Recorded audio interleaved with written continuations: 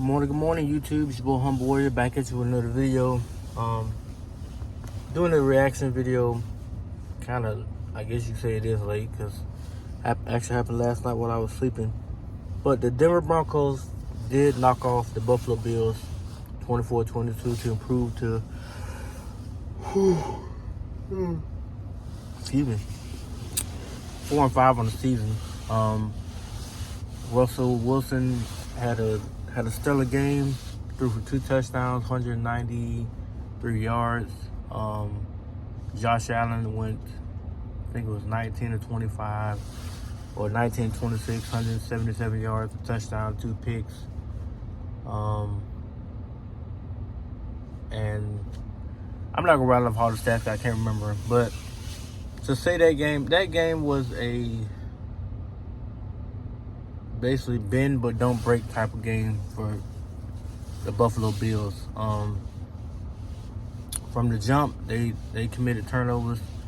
According to the play-by-play, James Cook fumbled on the opening snap. Then from there, it seemed like it became a snowball effect. I think he fumbled twice in the game yesterday. Josh Allen threw 2 first-half interceptions. And he did rebound in the second half. So damn yawning. He did rebound in the second half to get them to go up. I think it was by 1. And from there, Russell Wilson led the Broncos down the field. And on the actual game-winning field goal, the first attempt was missed. I think it was wide right, I believe it was. But flag on the field, 12 men on the field on defense. And from there, the kicker nailed it to deliver the victory to the Denver Broncos. Kudos to Denver, man. Kudos to Denver. Given what the scrutiny they had faced after the 50-point beat down to Miami, they did manage to defeat the Chiefs, which nobody's gonna mention. I didn't hear Shannon Sharp bring it up. Ocho didn't bring it up. Pretty sure none of the powers that be and ESPN are gonna bring it up. But they did defeat the Chiefs 24-9 last week, and they just beat the Buffalo Bills 22-24. Now the offense itself is not that exciting. I mean, they don't put up a lot of points, but defensively they have turned it around completely. As for what happened to them in Miami, they have completely turned the ship around, and I think they should be commended for that. Russell Wilson has played stellar. He's not putting up godly numbers, but if you go 193 yards, no turnovers, 2 touchdowns, and you actually help your team win the game, you deserve to be commended. But this game more so is about Buffalo, because just 5 weeks ago, right? The Buffalo Bills had beat down the Miami Dolphins 48-20. I won't forget that score because, I mean, that game, I watched the entire game from start to finish, and I was sick to my stomach with what they had did, how easily they had beat us. After being tied up 14-all, they took off on us, and we could not recover. Granted, we were missing players, but still, I felt like we still was on the same tier level with them. Now, they had Matt Milano and, Tre'Davious White, even though he got hurt that game. He tore his Achilles in the game, but they still had their star linebacker. Von Miller was not there, but Von is a shell of himself anyway. But we still was in the game with them. Now, if you actually been following the Buffalo Bills since that game, they could not get above 25 points, and they've struggled to do so since. So people can blame the defense, they can blame Josh Allen, they can do whatever they want to do. Primarily, it comes down to coaching. They have not been able to remedy the same effort they put up week 4 in Buffalo against Miami when that was their Super Bowl. Ever since then, they've been basically mediocre or below average.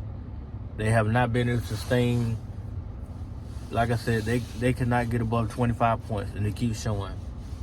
It's almost as if Miami took the sting out of them, and we steamrolled with that and propelled forward. The only issue that the media has with us is that we can't beat winning teams. But it speaks a lot to Denver, doesn't it? Because Denver managed to beat the Chiefs and now the Bills. And guess who the Bills play week 18? Us. And guess who's in prime position now to win the AFC? Us, because we now have a game and a half lead on them. We beat Oakland Raiders this Sunday that's coming up. We got a 2-game lead. Solid.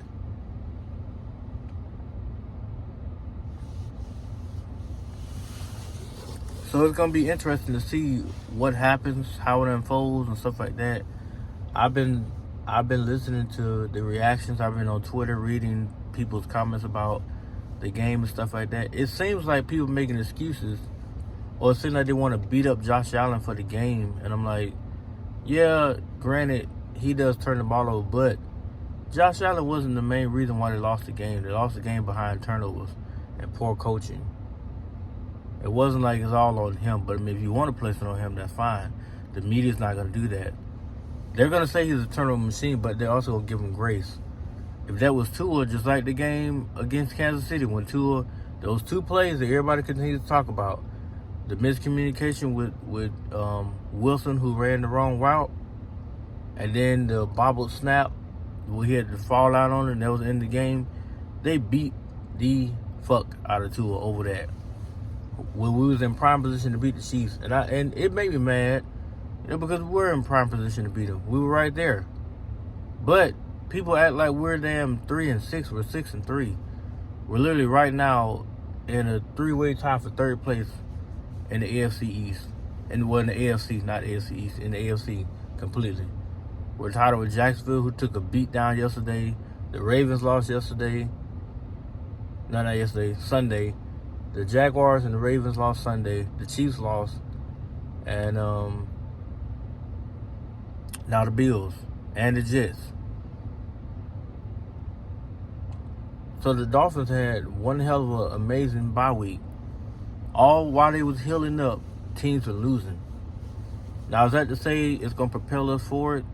No, but if we got to take care of business, our next 5 opponents are below 500 teams.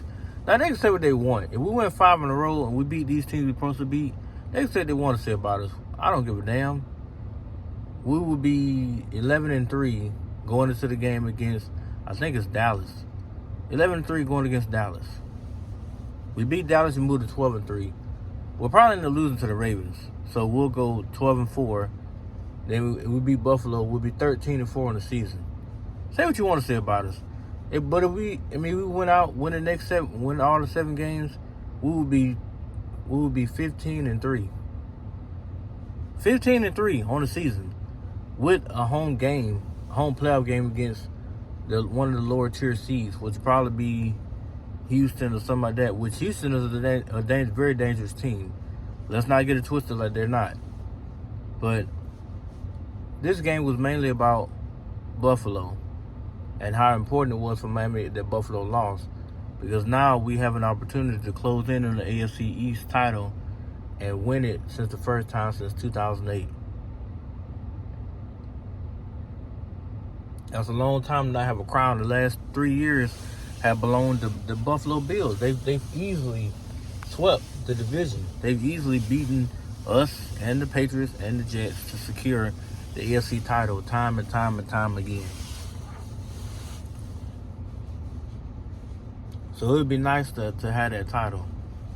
It would be nice to be division champs. But we know the journey don't stop here. I just wish that the media would actually tell the truth about some games and not sit here and make excuses or try to pacify the Buffalo Bills in terms of what they were not able to do.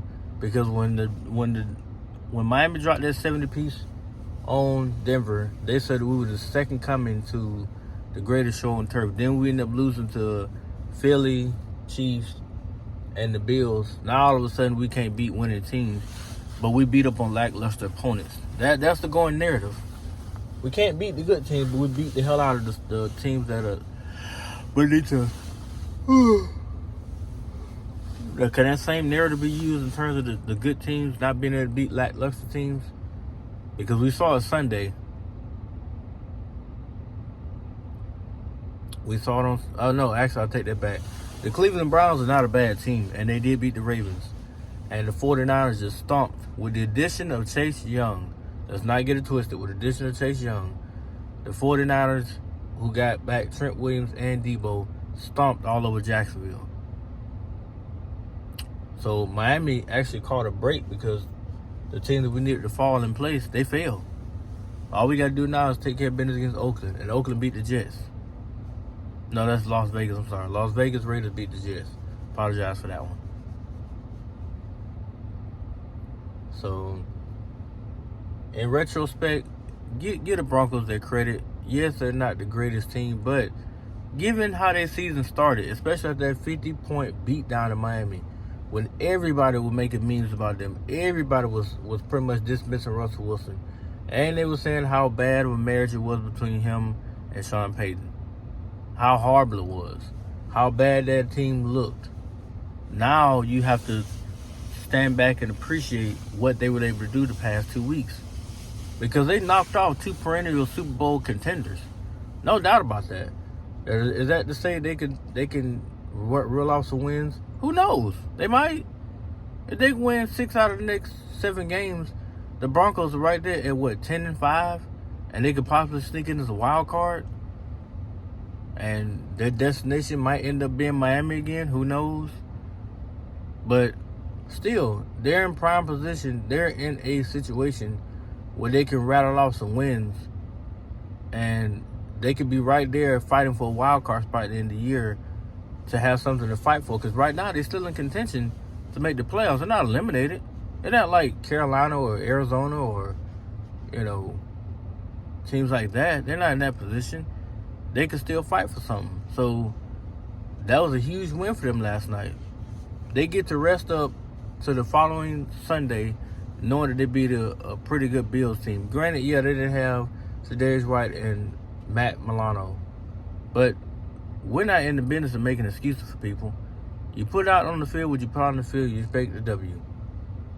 And they had their high-powered offense. They had Diggs and Allen and Davis and Cook and Kincaid and all them boys out there. The offensive line was still intact. So the offense was there. But if you look at the totality of things, the Buffalo Bills have exerted all their energy after week 4. It's almost like since they beat us, they have no more desire really to put up a full effort. Maybe it'll come back when they play us in Miami. Who knows? That's what I got to feel is going to happen. They're going to try their best to play full out gamma mode on the Miami Dolphins again. By then it's going to be too late because we got a 2-game lead no matter what you do to us. We might not even play the starters that game. Or at least I wouldn't. I wouldn't start the starters. I would let Buffalo go into Miami and win. Who cares? If you already locked up the division, who cares? I mean, we win these remaining few games. If we're at 12-4 or best case 13-3, they're not catching us. They're not catching us at all. So that part is done. They lost 5 games. They're 5-5. They're a 500 team. We're way above 500. So you're not catching us at all. The only way you're gonna catch us is if we lose literally the next 6. If we lose like the next 5 or 6 games, then hell yeah, you got a chance. That's the only way that you're gonna catch Miami. They have to lose the next 6 games, and then we have a conversation to be had for Week 18. But if that don't happen, then hey, kiss the AFC East title goodbye. That's my thought, guys, on the game. Let me know how you feel, and be honest about it. Are the Bills really overrated? Are they done? I mean, do you think they can make a decent playoff push this year? These are all the questions that I would love to get some answer to. Don't know the real answer for real, because I can't even give you one right now. Based on the way it's looking, like they might get eliminated in the wild card round. But who knows? That could be any team. It ain't just the Bills, it could be us. If we sleepwalk in the playoffs, guess what's going to happen? We're going home. That's the painful truth. But all right, guys, this is my time, man. Peace.